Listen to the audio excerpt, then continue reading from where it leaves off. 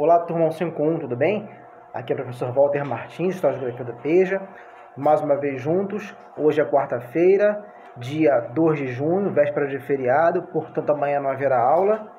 Mas uma coisa boa, desde ontem já retornamos ao ensino presencial. Entretanto, como nós sabemos, a pandemia está aí, o vírus ainda circula, o vírus ainda mata. Assim, aqueles que estiverem inseguros quanto ao retorno poderão continuar nas plataformas digitais, no Rio Educa, no WhatsApp, no Facebook. Lembrando que aqueles que quiserem entrar na plataforma digital e não souberem entrar, vão até a escola que eu ensino como fazer, tá bom? Eu faço passo a passo com vocês. Então, será agora o ensino híbrido. O que é isso? É uma mistura. Quem estiver se sentindo seguro de ir ao presencial pode ir, lembrando que é uma escala. Na escola, nós colocamos uma tabela e dividimos as turmas em A, B e C. Então, o grupo A vai uma semana, o B outra semana, o C na outra semana. Tá bom? Para não causar aglomerações, porque pelos protocolos de segurança, elas estão proibidas. Então, quem estiver se sentindo seguro, volta para o presencial. Quem estiver ainda receoso, fique no remoto. As nossas aulas continuarão até o final do ano no remoto. Assim, a mesma aula que eu dou aqui, gravada para vocês, será a aula que eu darei em sala, com os mesmos textos, com as mesmas perguntas. Claro que o discurso pode mudar um pouco, eu não sou um gravador. Mas a essência da aula será a mesma, tudo bem? Bem, a nossa matéria de hoje, nós começaremos agora a entrar na etapa de falar do transcorrer da história da humanidade. Nós trabalhamos até então conceitos importantes, conceitos-chave. Então nós hoje falaremos dos povos primitivos, da chamada pré-história. Pré-história entre aspas. E eu vou usar um texto do professor José Jobson de Arruda, um historiador famosíssimo, tá? E fala assim: pré-história ou pré-conceito? Vamos lá. Vou ler o texto com vocês e vou explicando, tá bom? Muitos historiadores denominam o período entre o surgimento da humanidade e o da escrita de pré-história. Atenção aqui. Quando eu falo em surgimento da humanidade, sempre é uma questão entre alguns alunos. Qual? Bom, a ciência, ela se baseia nas teorias de evolução de Charles Darwin. Ou seja, os homens, a humanidade, ela evoluiu com o tempo, através dos primeiros hominídeos.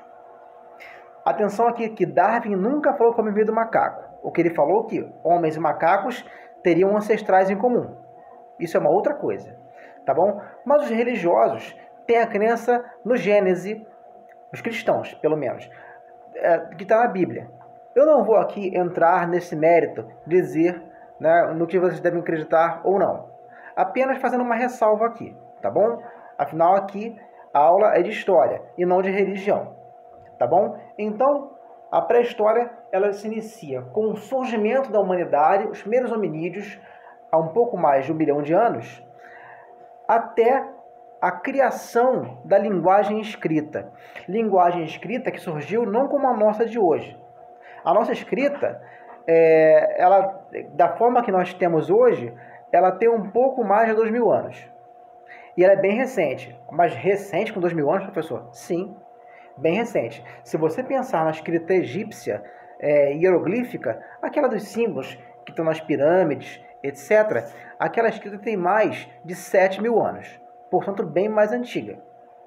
A da Suméria, que fica na região do atual sul do Iraque, tem mais de 8.000 anos.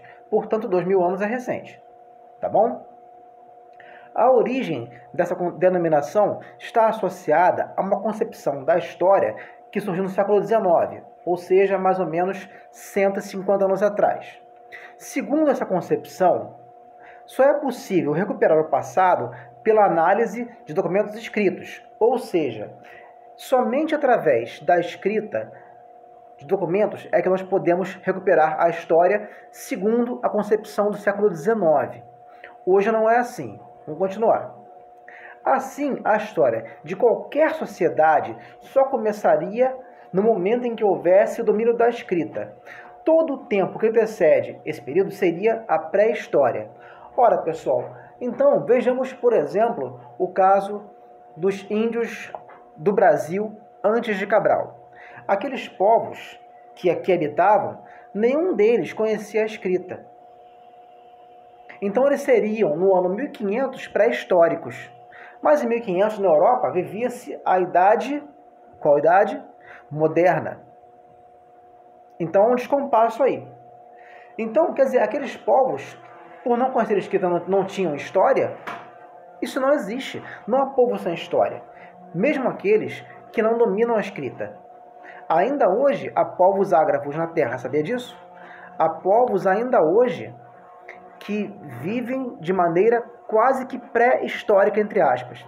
Pesquisem na internet uma ilha chamada Sentinela do Norte, que fica ao sul da Índia. Aqueles povos até hoje vivem como se estivessem na Idade da Pedra. Ainda usam pedras, lanças, arcos e nada mais do que isso. Tá? É bem interessante, pesquisem sobre isso aí. Hoje, contudo, a maioria dos estudiosos já não aceita essa concepção de história. Longe de buscar uma verdade única, muitos historiadores argumentam que só é possível estudar versões dos acontecimentos passados. É verdade, pessoal. Vamos pensar o seguinte: por que nós não estudamos o passado como ele realmente foi? Porque muitas vezes é difícil apreender isso. Não é sempre, tá? Vamos ver aqui 2 exemplos. Será que um ateu e um cristão leem a Bíblia da mesma maneira? Claro que não. Estão entendendo? Então, pessoal, são versões que nós temos. Entretanto, nem sempre você pode colocar as coisas no tema de versões. Por exemplo, o Holocausto, o crime dos nazistas contra os judeus, no qual 6 milhões de pessoas foram assassinadas, ninguém pode dizer, há controvérsias. Não há controvérsias. Está comprovado. Os campos de extermínio, Treblinka, Auschwitz, Sobibor, estão todos lá, como relatos do terror que aconteceu.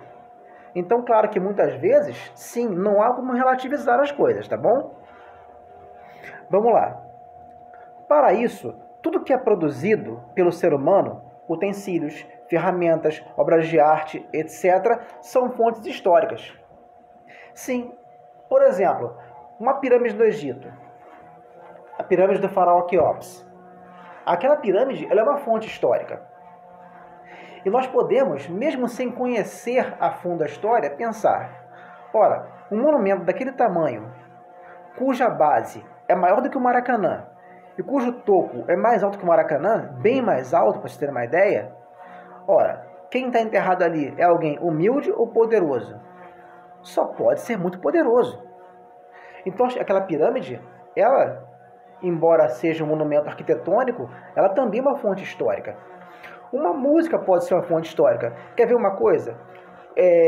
Quem gosta de carnaval, por exemplo, ao ouvir um samba de enredo, o samba de enredo, ele te informa uma história. Claro que muitas vezes há uma deturpação, porque é romanceado, é uma música. Mas você pode trabalhar para desconstruir ou para acrescentar. Tá bom? Vamos lá. Assim, o termo pré-história deixou de ser excludente, de significar um período de sociedade sem história. Hoje em dia, o termo pré-história é apenas uma baliza temporal. Nós usamos apenas para colocar um período num espaço de tempo.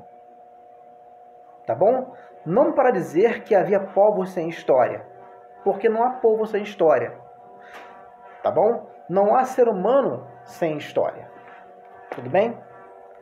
Lembrando que qualquer dúvida, vocês podem me acionar no WhatsApp, no Facebook, no Classroom, tá bom? Fiquem à vontade.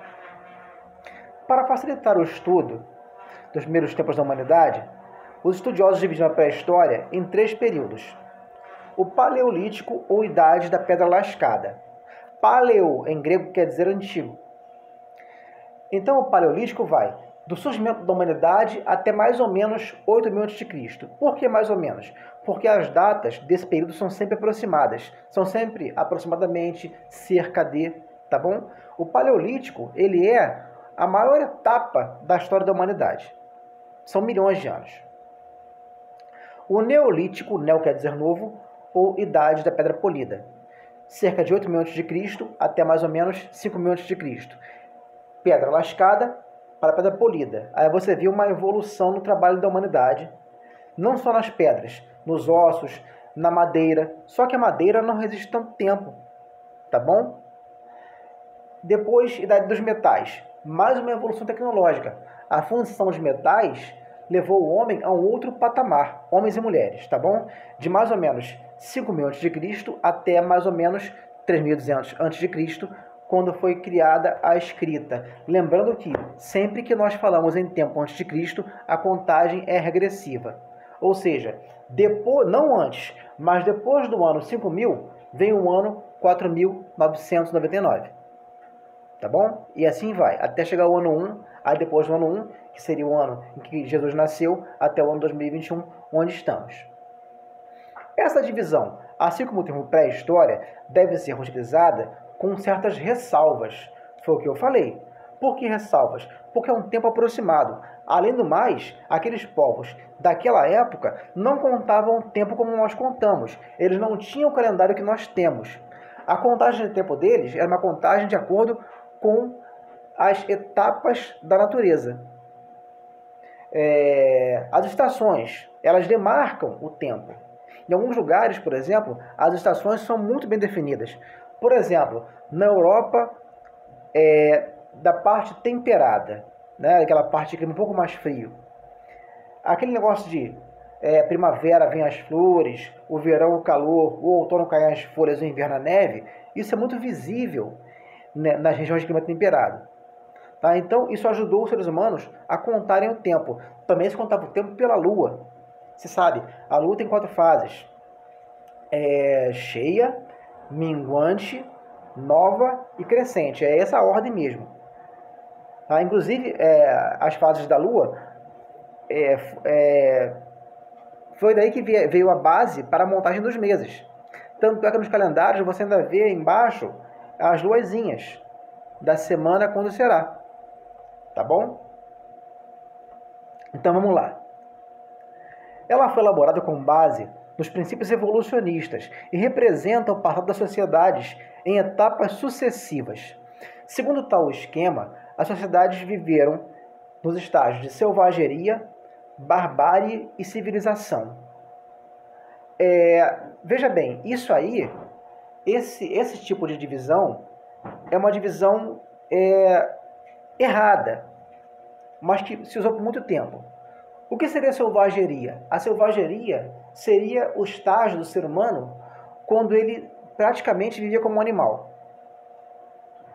Ele desconhecia qualquer tipo de artesanato, ele não conseguia construir, ele não elaborava seu pensamento em palavras.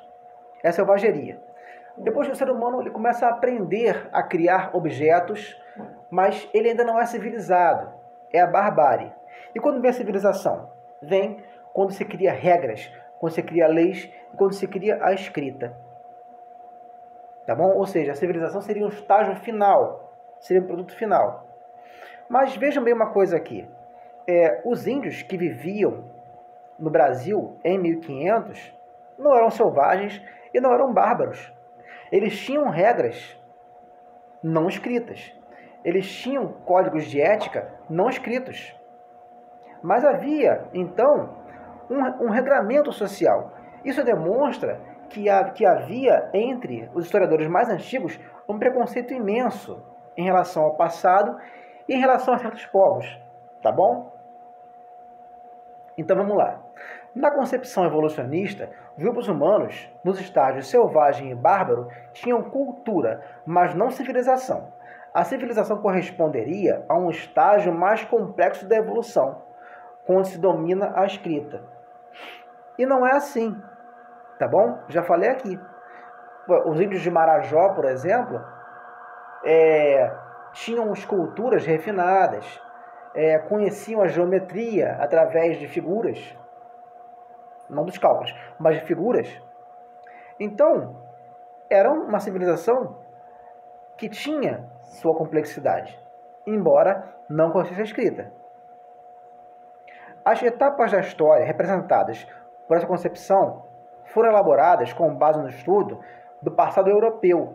Sim, a nossa histórica, ela é eurocêntrica. O que é isso? Ela coloca a Europa como centro do mundo. Então, quando você observa, por exemplo, as divisões em pré-história, Idade Antiga, Idade Moderna, Idade Média, Idade Moderna e Contemporânea, todos os marcos temporais que balizam praticamente são europeus.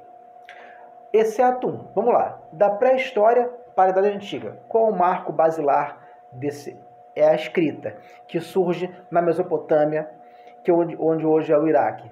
Há controvérsias, mas as escritas mais antigas foram ali encontradas. Depois, a Idade Antiga para a Idade Média se dá com a queda do Império Romano do Ocidente. Depois, da Idade Média para a Idade Moderna, queda do Império Romano do Oriente. Idade Moderna para a Contemporânea, Revolução Francesa. Então eles colocam a história europeia como se ela fosse o motor de todas as histórias, como se todo mundo viesse a reboque. Ora, a história chinesa não funciona assim, a história japonesa não funciona assim. Então essa divisão, ela coloca a Europa como centro do mundo. Ah, mas professor, por que nós aceitamos isso? Simples. Porque, por exemplo, toda a América, do Canadá até a Argentina, foram áreas coloniais europeias. Então eles impuseram para nós a sua cultura, as suas línguas. Por exemplo, todas as línguas que se falam na América hoje, predominantemente são europeias. O inglês, o francês, o espanhol, o português, alguns lugares o holandês. Tá bom?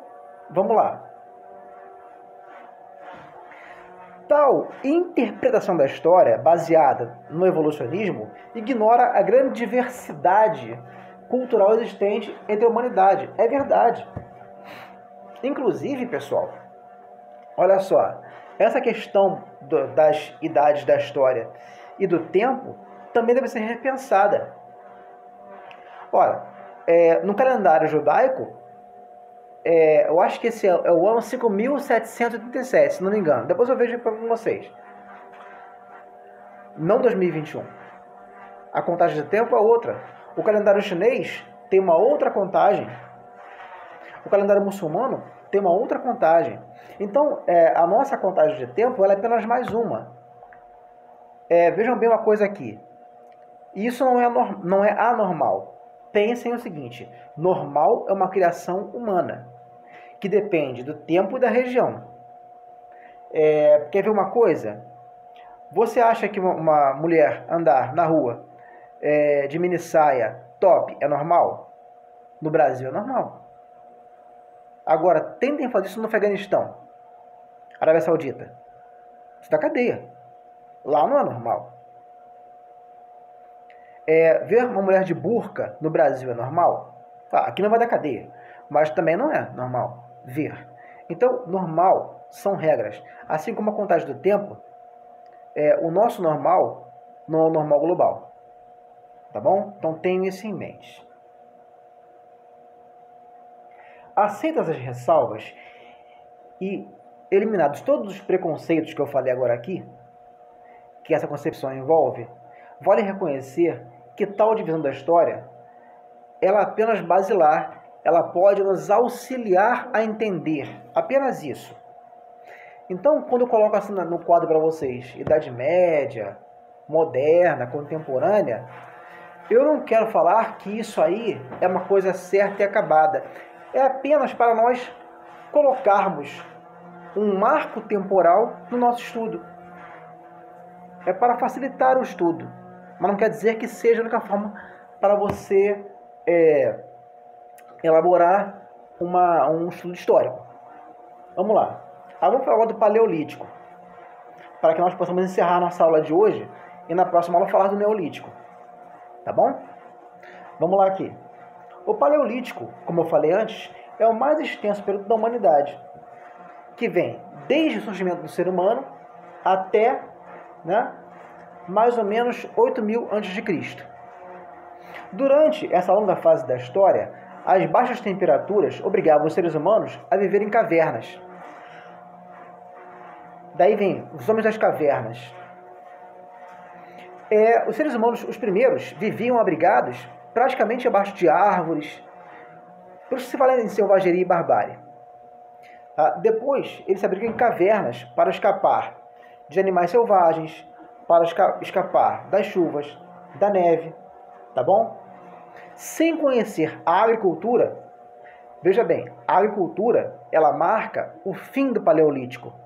O ser humano, por milhões de anos, desconhecia que da semente vinha uma árvore ou vinha um outro vegetal. Tá? Então, sem conhecer a agricultura e a criação de animais, a pecuária, eles se alimentavam da caça, da pesca e da coleta. Ou seja, eles catavam do solo, das árvores, o que precisavam. Legumes, raízes, frutas, etc. Tá bom? O que os obrigava a uma vida nômade. O que é o nomadismo? O nomadismo é uma prática que obriga povos a se deslocarem sempre que falta recursos. Ou seja, quando uma região ela se esgota em recursos alimentares, eu sou obrigado a migrar. Muitas vezes, vamos lá, durante o Paleolítico, em áreas da Europa, como não se conhecia o plantio, o que acontecia? Como você não planta, você não consegue produzir alimentos. Como você não produz, você não consegue estocar alimentos. Ou seja, não haveria alimentos para o inverno. Por quê? Em áreas mais frias, no inverno, a neve ela não permite o crescimento de frutos, de vegetais comestíveis. Ao mesmo tempo, os animais de uma região, quando neva, muitas vezes eles migram também, porque eles também comem. Vão embora os herbívoros e atrás deles os carnívoros. Então o ser humano, percebendo que não tinha mais ali recursos, ele migrava. Isso é o nomadismo. Ou numa área que, por exemplo, comece a terra a ficar estéril, por conta da desertificação. Ora, você é obrigado a migrar. Então é o nomadismo, tá bom? Uma descoberta-chave desse período foi a do fogo. Pessoal, quando o homem descobre o fogo, tudo muda. Vamos lá. Ele começa a poder se aquecer no inverno. Ele começa também a se defender de animais de grande porte que o atacavam e matavam. Ele começa também a cozinhar os alimentos. Cozer os alimentos é uma revolução. Por quê? O alimento cozido ele passa a ser mais saudável, já que você passa a matar fungos, bactérias e bichos que viviam nas carnes, por exemplo. Isso melhora a saúde do ser humano.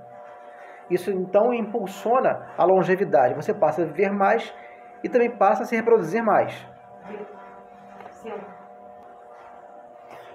O ser humano, há vestígios em Israel, por exemplo, de uma caverna que mostram que há mais ou menos 790 mil anos, isso faz muito tempo, os seres humanos já controlavam o fogo, sabiam fazer o fogo, raspando algumas pedaços de madeira ou friccionando pedras, tá bom?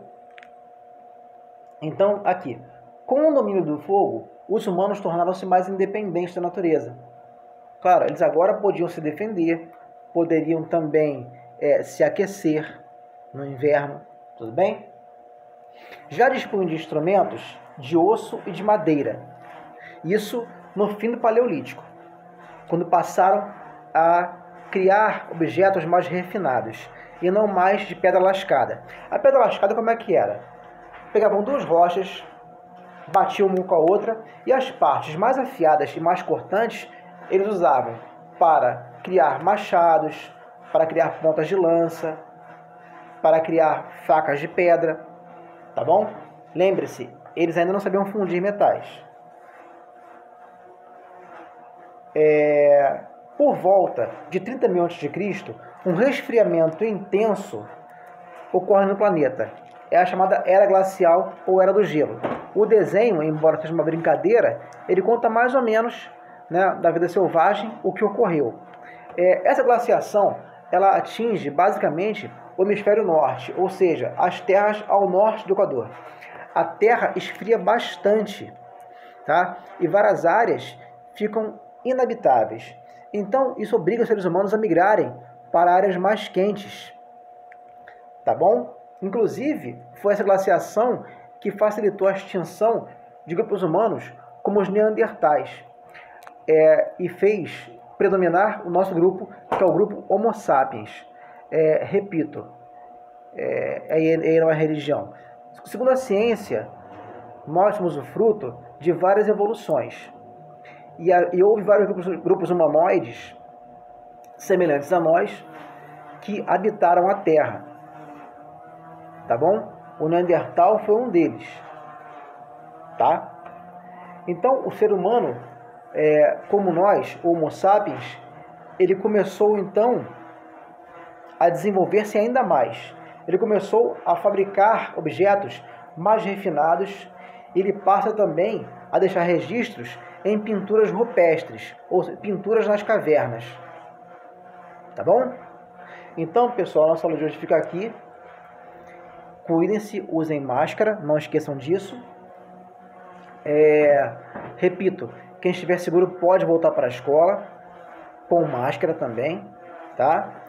E até a próxima. Um grande abraço para todos. Tchau.